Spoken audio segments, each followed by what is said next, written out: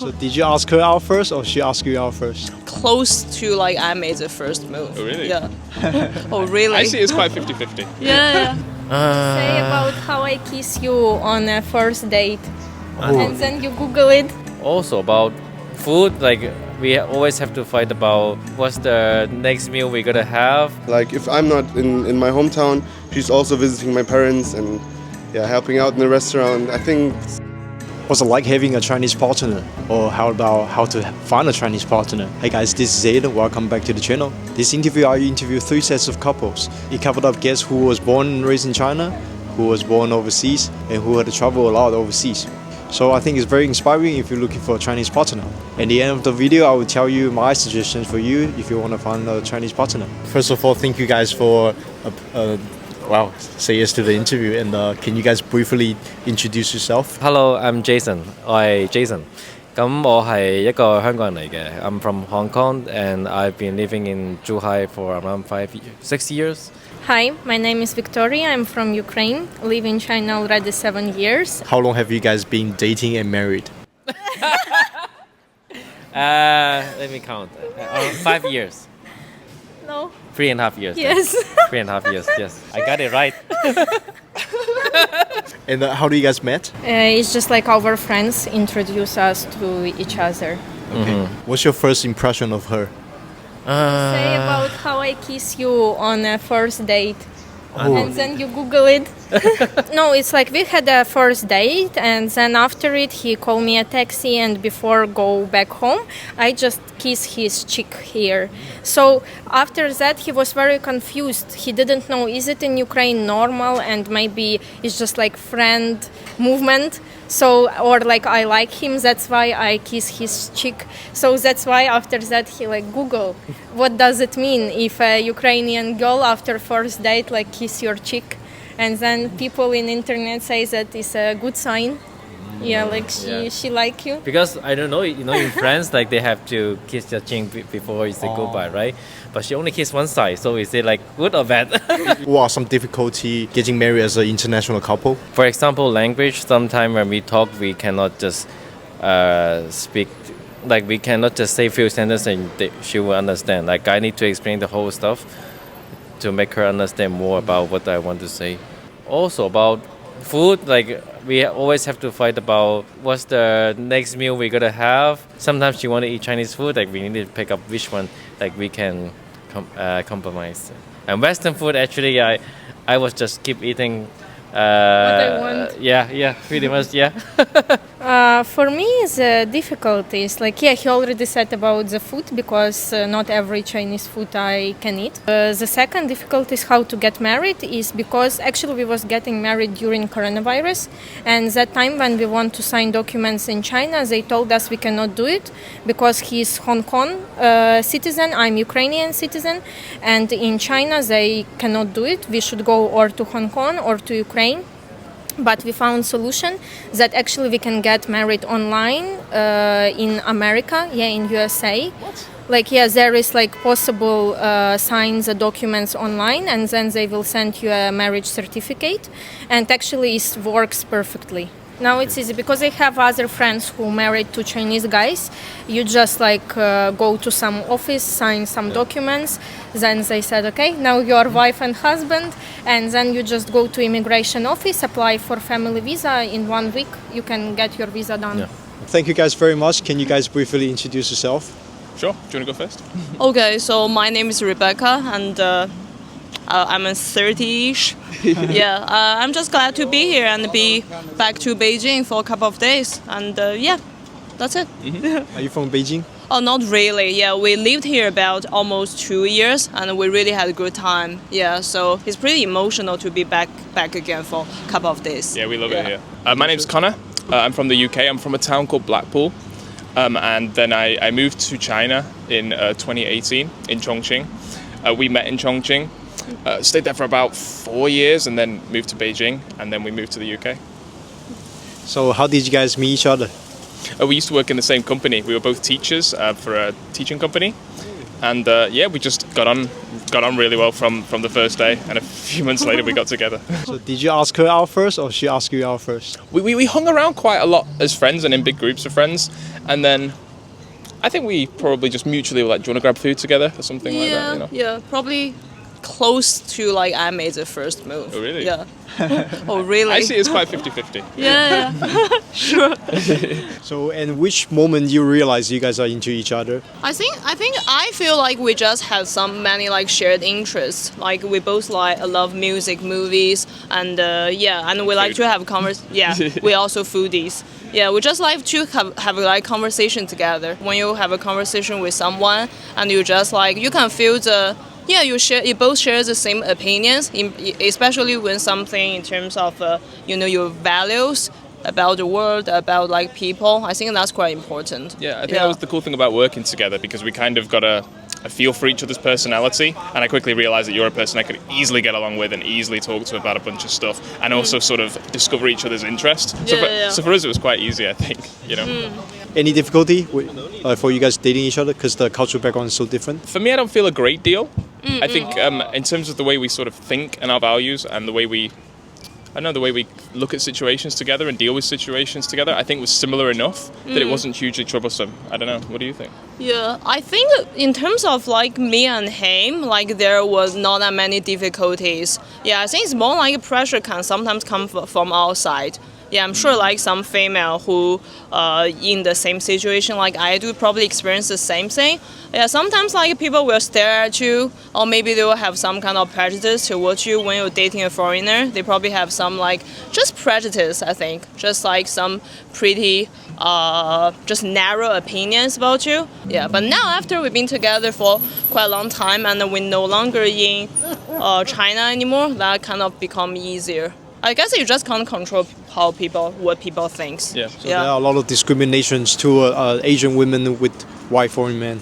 Yeah, they won't just like stop you on the road and say something rude, but sometimes just how do you say that, like a microaggression sometimes. Yeah, quite subtle, I think. Sometimes, just kind of the way people perceive you and maybe react to you sometimes. If like an Asian guy with a white girl, people gonna say, "Oh yeah, hell yeah, dude, that's way to go." Yeah, it's just sexism, that's isn't it? Basic sexism, I feel like. Yeah. Okay. Which is, it's just unfortunate, It should be about love, but somehow things manage to get in the way of that or complicate that. Yeah. Thank you guys so much. Can you guys briefly introduce like where you guys from and how long you guys been in China? Ladies first. Yeah, ladies first. I'm Natti, and we've been in China for 3 weeks now, and we're from Germany. Yeah, I'm Se, and I'm also from Germany. We travel here around China the first time. You were born and raised in Germany? Yeah, I was born in Germany, and my parents are from China actually. They moved to Germany like 30 years ago. We have a Chinese restaurant in Germany. Oh shit! Yeah. So he's got the food. What's it like traveling in China as a Chinese but born overseas? Oh, it's like really different because I can't actually read Chinese. I only speak Chinese, so a lot of things are very difficult. Like order some food in a restaurant via Alipay. It's pretty difficult. What about you? How's your experience? I think at first it was a lot because I haven't been. Ich war noch nie irgendwo so weit weg. She hasn't been this far away from home. Oh. Yes, yeah. And not for that long of a time. Just. You have him. That's nice. Yeah, it's really hard to travel in China without like a local. That's true, yeah. I have a lot of family here too, so they are helping us a lot, showing us like around. So are you two married or dating? We're just dating. How long you guys been together? Almost 4 years. Yeah. Oh shit. How do you guys meet each other? In school. Yeah, we were at the same high school, and we actually study in different cities. Yeah, and when Corona hits, then we moved to our hometown again, and we just met with friends who has the same friend group. Yeah. But before you met him, you didn't have any preference about like dating in Asia or like. No. It was his character. Not because the restaurant. maybe. So I have a question for you. What's it like dating a Chinese Germany for you? Wie Mandarin? wie du so Deutsch-Chinese so. There are a lot of differences, but my parents are from Russia, so the culture the values are more similar than the German values, I think.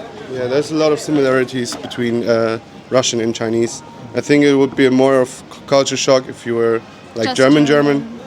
Yeah, so a lot of things in Russia are actually pretty similar to Chinese things. Can you give like a few examples, like similar values and qualities? I think Russians are also more, I don't know how to say it, visiting grandma and grandpa. Like if I'm not in my hometown, she's also visiting my parents and helping out in the restaurant. I think it's this kind of stuff. So sweet. I'm very glad to. We match very well, and I think it's important to communicate about everything. And But that's not like, I think everyone has to communicate and talk about problems.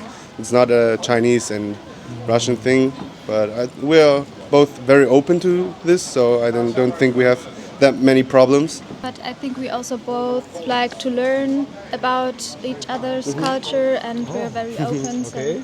Since you brought up this topic, how fluent is your Chinese? 很好. So, Yeah, it's good. It's good. She just improved a lot in China actually, because my grandparents don't speak English. Yeah, so a lot of things she just picked up very quick. like small sentences, like 好吃, How was the experience meeting her parents for the first time? Wow, they were incredibly welcoming and kind to me, and they were really welcoming to me. I have absolutely no complaints. I was terrified because I think I first met them during Spring Festival, so it was my first Spring Festival, my real Spring Festival in China, and my Chinese I thought it was okay, and then when you actually have to engage with people from a different generation, it was very scary for me, and still sometimes overwhelming. Still sometimes feels scary, but they've always been wonderful with me, so I'm very grateful for that. What about you meeting his parents for the first time? I met her mom before. I feel like communicate with like Western parents is kind of like easier. Do you have the same feeling? Like, you know, our parents' generation is quite like, we have a big generation gap, right? So yeah, it was pretty sound, yeah. Chinese people tend to judge a lot of, like, give you a lot of judgment and tell you what to do, something like that. But Yeah. Western parents are more like, well, from my experience, it's more like, like a friend. Quite laid back, definitely, I think. yeah. I think Chinese parents like to control things more. 爹位妈位 Sorry? 爹位妈位 Yeah, exactly. Yes. Yeah. Not crazy about that. But yeah, overall it's quite lovely. Yeah, it's easier to engage. It changes like tastes like mom, tastes like father. Is that the Like phrase? whatever, whatever you say, just feels like come off on a father's advice. So there's a lot of pressure. Yeah, I can imagine. Fortunately, I haven't found myself in that situation. But yeah, I can imagine for some people, just having your parents intervene so much in your life must be so frustrating. Last question: any advice for people who want to date a Chinese or non-Chinese? I guess my advice would be it shouldn't be about where you're from. It shouldn't be about your race. It should just be about the connection and how comfortable you are with that person and how much you just trust in your relationship. And I think you also need to look at yourself as an individual. Am I comfortable with myself? Because I think if you're comfortable with yourself, then it's easier to find a partner, I think, because you know what you want, you know what to look for, and you're not compensating by, your own shortcomings, if that makes sense. Do you know what I mean? Yeah. Yeah, when you find it, nothing else matters. It shouldn't be like almost like a strategy. It shouldn't be I want to find this kind of profile of person. It should be you find the person and then you realize, and sometimes you get lucky like we did, Yeah. and sometimes I can imagine it can be much harder for people. But it's hard to give advice because I feel it was so easy for us. We found the right person. I think, I share the same opinion. I think it's never about nationalities and the skin colors. Yeah, but however, just like I said before, you probably will face some like pressure from the outside. I think just be strong and trust each other and just try to ignore that as much as possible. What are some difficulty like dating a non-Chinese person versus like a local Chinese? It's different. Don't need to pay Cai Li. No, I mean, Chai. You're very happy about that, right? I don't know. No, actually, that's I see the differences. Like for example, like for my wife, I'm not talking about every foreigner, but you need to pay much more attention about the daily life. Like you need to help her in so many ways. even a small ways, you need to help her. You need to be very patient about that. You need to be patient for so many stuff because she might think it's normal stuff, but actually for us, it's not very normal. I think you should be more acceptable. To don't get angry if you see some differences between you. But as for me, I would not say that we have much differences because my husband was growing up like in USA and also in Singapore, in Hong Kong. It's not really mainland China, so he's very, very different from the other Chinese person. So you should be acceptable, like, and respectful to the other culture, because even maybe me and him don't have much differences, but me and his parents, his family, we have so many differences. So you should be more patient about this and think about this in a good way, that we are different, so it's good, it's not bad. Any person, no matter from which country they are, if they travel a lot, if they see different culture, different people and different countries, they would become more educated, more open-minded and more acceptable to other people. Do you have to be rich? I don't think so because I'm not rich, so but I still have a pretty wife. You know, even Chinese, some of them require the male have to be very rich. So it's same as like foreigner. They also, some of them expect the husband have to be very rich. To marry a foreign girl in China, I think you don't have to be rich, but you need to have money. Because foreigners usually they are not able to work anymore at some point of their life in China, because Chinese policy about working visa is very, very strict. And so if at one point of your life you're not able to work, your husband has to support you and support your children. Also, many foreign couples, like mixed couples, they want their children go to international kindergarten or international school. So for this also you need to have money. So I cannot say you should be very, very rich, but you should earn enough for living. I totally agree with this.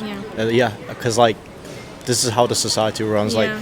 Like men's with the ability to make more money, able to support the family better. Yeah, and also if your wife are not able to work, so she doesn't have money anymore, she doesn't have her family here to support her, so of course you have to give her money for living. And also if she want to go back to her country to see the parents, to see the friends, you should pay for her tickets. Got a little pressure on you, buddy.